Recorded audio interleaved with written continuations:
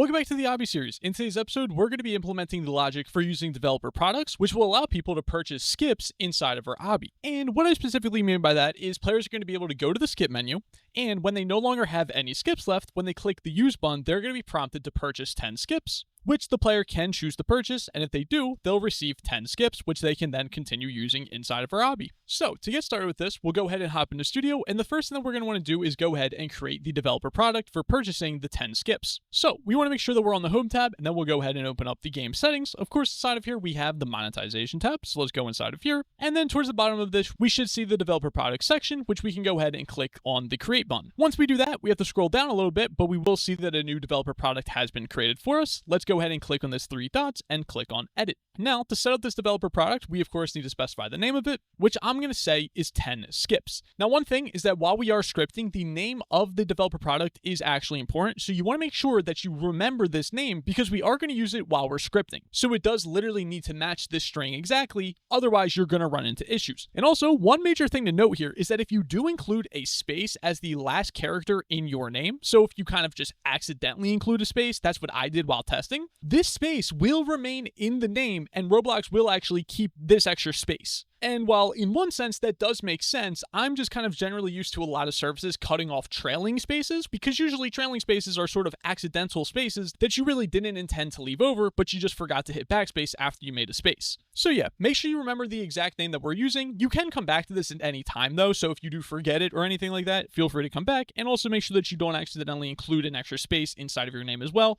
because that could definitely be an issue that you may run into. Anyways, you can also specify the price of this, which I'm just going to leave at 1 Robux. Then you can go ahead and hit on save. Now, once we've done that, the developer product has been created for us. We can do this by going back into the game settings, going back into the monetization tab, scrolling down to the developer products, and now we can see this developer product's ID right here, which if we click the 3 dots, we can actually select copy ID to clipboard because we will be using this ID a little bit later while we're scripting. Now that we've created the developer product, the next thing we want to do is go ahead and update our store config because we of course need to add the ID of this developer product into our store table. So to do this, we're of course going to go inside of the replicated storage, inside of the configs folder, and open up the store module script. And now, like I said, inside of here, we want to go ahead and update the store variable because this is where we store our game passes as well as our subscriptions. So let's go ahead and update the products table, which is right here. Inside of this table, we're going to go ahead and create a brand new table, which is going to have a property called ID, and we're going to set that to the developer product ID that we just created. So I just pasted in our ID there, and remember, if you don't have that ID, you can go back into your game settings and get it the exact way I just showed you a couple of seconds ago. In addition to adding the developer product to the products table, another thing that we need to do is actually update the generate store function,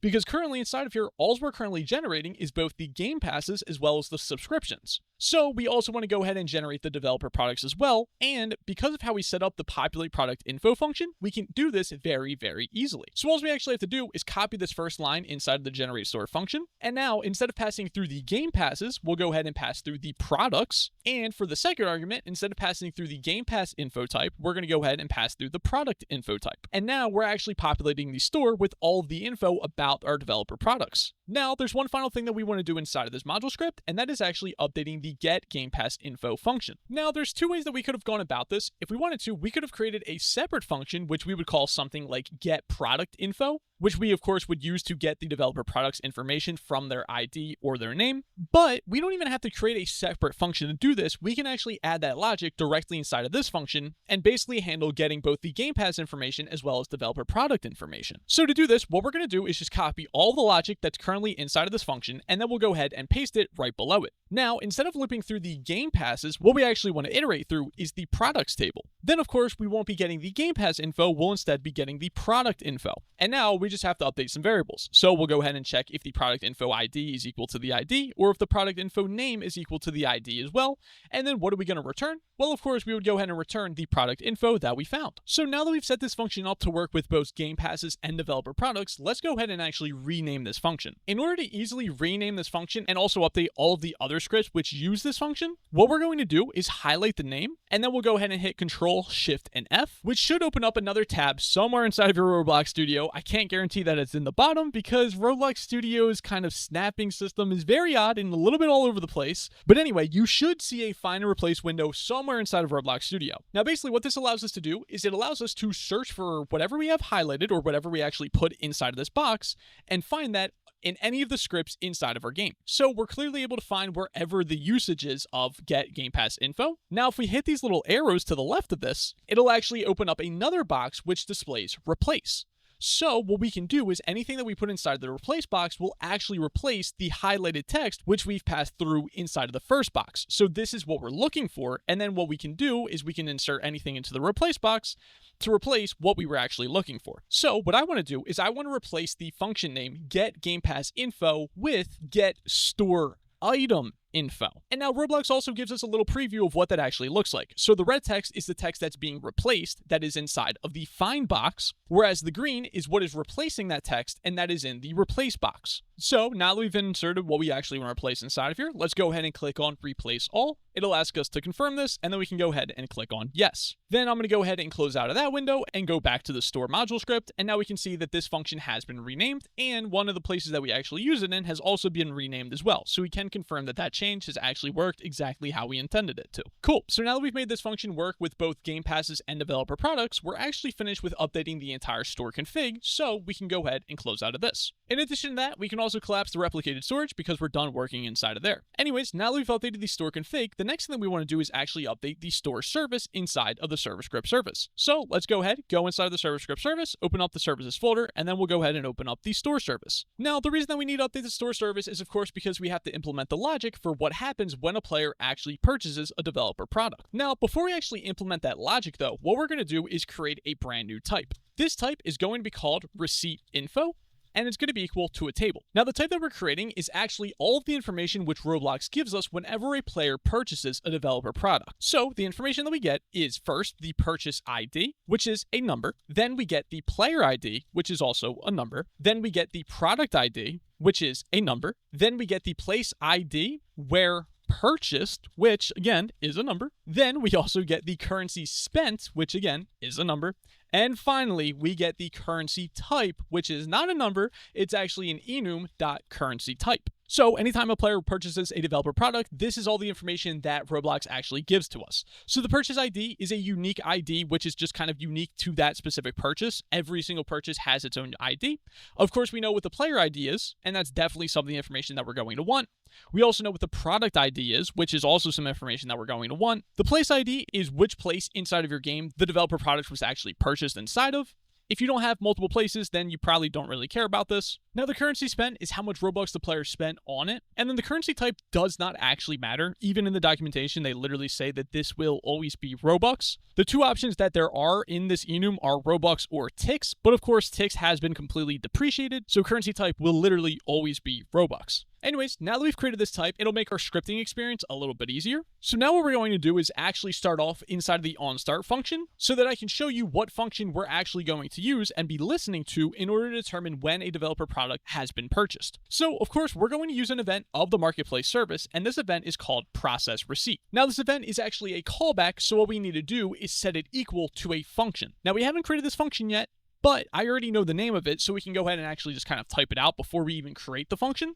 So the function is going to be a part of the local table, and it's going to be called purchase product. Now, we don't actually have to call the function, so we don't have to use these parentheses or pass through any arguments. We just have to set this callback, which, if you're unsure what a callback is, you can think of it as basically a different type of event. And that event is now connected to this function, just a little bit differently than you would an ordinary event, for example. Anyways, now that we've connected the event to this function, let's go all the way down towards the very bottom of our script and go ahead and create that function. So like I said, this function is going to be part of the local table, and it's going to be called purchase product. Now, the only parameter that this is going to have is going to be called receipt info, and it's of course going to be set to the type that we created earlier, which again was called receipt info. Now, one very important thing with this function is that because we have this hooked up to the process receipt event, we must return an enum from this function in order to tell Roblox that we have actually delivered the player's products. If we don't return something in order to tell Roblox that the products have been delivered, every single time the player joins our game, this function will be called until we actually deliver their products. So because of that, we're going to start off by creating a function called decision, which is going to be equal to an enum, and that enum is of the product purchase decision type,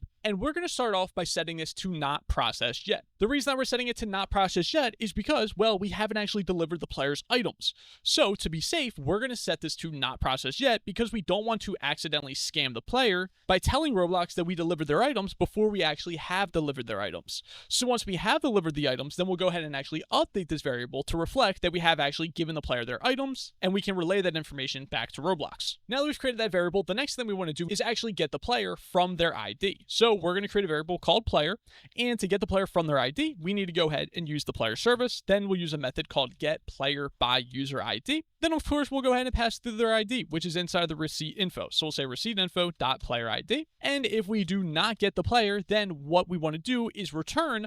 But now you might have thought return end, but what we specifically want to do is return the decision, and then we'll say end. So if we're unable to find the player, then we'll go ahead and return the decision, which is that we have not processed this yet, in order to tell Roblox, of course, that the products have not been delivered to the player. After that, we'll go ahead and get the player state. So of course we'll say player data service dot get state, and then we'll go ahead and pass to the player. If we don't get that state, then of course, what are we going to do? Well, we'll go ahead and return that decision just like that. Next, we need to get the actual information about the product. So we'll create a variable called product info, and to get the information about that product, we'll of course use the store config, and we'll use the get store item info function, passing through the receipt info dot product ID. And of course, if we don't get the product info, then what do we want to do? Well, we would go ahead and return the decision and stop the function right there. But now that we have the player, we have their state, and we have the product information, we can now actually deliver the product to the player. But one more thing that we need to do is actually check what product this is so that we know what product we actually have to deliver to the player. So what we're going to do is create a variable called is 10 skips. And to determine if it is the 10 skips product, what we're going to do is check if the name of the product is 10 skips. And remember how I said you need to memorize what the name of your developer product actually is? This is exactly where I was referring to. If you don't remember what the exact name is, or your name is different than this, then you will have an issue because is 10 skips is not actually true. So next we're going to go ahead and say if is 10 skips then. And if it is this product, we want to go ahead and deliver the skips to the player. Now in my game, I actually give VIPs more skips when they purchase skips. So the first thing I'm going to do is create a variable called isVIP, and of course to check if the player is a VIP or not, we just go ahead and check their state. Now that we know if they're a VIP or not, let's go ahead and actually create our action, which of course is of the player data service dot update state action type, which is a table. And now the type of the action that we're actually going to use is the earn skip action. And then of course we need to specify the amount, which is if they are a VIP, then it's going to be 20. Otherwise, if they're not a VIP, it'll just be 10. Then after that, we'll use the player data service and we'll go ahead and update the player state. So we'll go ahead and pass through the player, and then we'll go ahead and pass through the action. And now that we've actually done that, we know that we have successfully delivered the product to the player. So what we can do is actually update our decision variable to be enum.productPurchaseDecision.purchaseGranted, because we have granted the purchase to that player. Then outside of that if statement, one of the final things that we want to do is actually use the badges config in order to reward the supporter badge to the player. So we'll say reward badge, we'll pass to the player, and then for the name of the badge that we want to reward, it is the supporter badge. Now that we've rewarded their badge and we've handled all of the logic that we needed to handle, we're going to go ahead and return the decision variable to inform Roblox that we have actually delivered this product to the player. And that's all we have to do with this function. And we also already have hooked it up inside of the onStart function. We don't have to do anything else inside of this module script, so we can actually go ahead and close out of it. And with that being said, we are finished working on the server side, so we can go ahead and collapse the server script service. Now, the last thing that we need to do is actually update something on the client side in order to prompt the player to purchase the developer product. So what we want to do is actually update the Skips Gui script. So we can do this by going inside of the star player, inside of the star player scripts, inside of the controllers folder, inside of the GUIs folder, inside of the top folder, and now we have our Skips module script. Towards the top of this module script, we actually want to create variables for 2 more services. So we're going to go ahead, copy and paste that. The first service that we want to make a variable for is the marketplace service. And in addition to the marketplace service, we also want to create a variable for the player service as well. Then we also need to create a variable for the store config as well. So let's go ahead and do that. We'll go ahead and update this to say store, and we'll update this to say store config as well. And now that we've done all of that, we actually have to only make one small change inside of here, and that's actually inside of the onStart function, where we're listening for the use button to be clicked on. What we can do,